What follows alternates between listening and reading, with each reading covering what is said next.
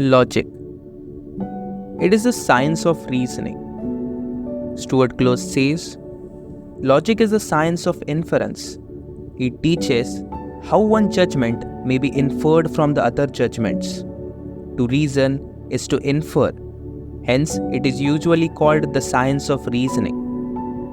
For example, when Isaac Newton observed falling of an apple from a tree and wondered what is the reason behind it, after multiple experiments, he inferred that it was gravity.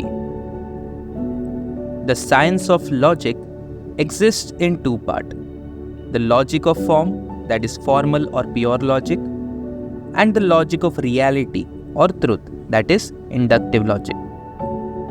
Formal logic. Our ordinary mental processes are governed largely by what was hammered into us in youth. Example: how to talk, walk, sit, behave, etc. It does not concern itself in the least with the truth or falsity of a statement as a matter of fact or science. For example, if we take two premises, first, it's Sunday, and second, if it's Sunday, then I don't have to work. And we conclude, I don't have to work. This statement can be true or false. So this is known as the formal logic, which deals with the form or skeleton of the reasoning itself. Inductive logic. This method was originated by Lord Bacon and set forth in his Novum Organum. It was further developed by John Stuart Mill in his Great System of Logic. The inductive method in logic is a scientific method that proceeds by induction.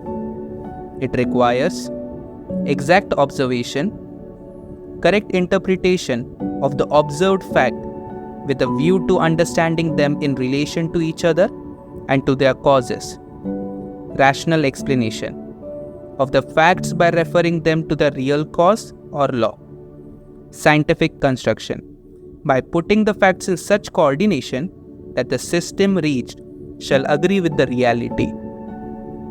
If we summarize, both formal and inductive logic have premises and conclusion, but the induction in inductive logic goes through the 4 steps, namely exact observation, correct interpretation, rational explanation, and scientific construction.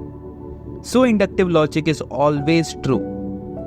Therefore, it is also called the logic of reality or truth, whereas the formal logic doesn't go through the 4 steps, so it may be true or false. This is the logic of homeopathy. Discovery of homeopathy by inductive logic. First, exact observation.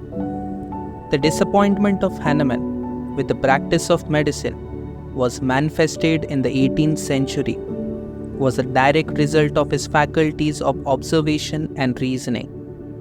In one of this translation, the use of cinchona bark for intermittent fever arrested his attention.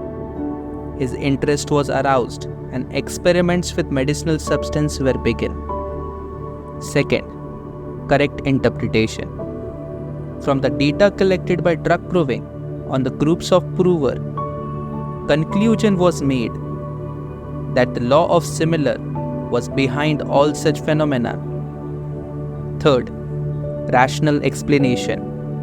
The law of similars was hinted at the time of Hippocrates, Paracelsus, Stolz, and others throughout the course of the medicinal history. But it was Hahnemann who explained this law rationally. Fourth, scientific construction. With true scientific construction, he applied the principles evolved from his inductive reasoning and the correlating experiments he had conducted. Deductive logic.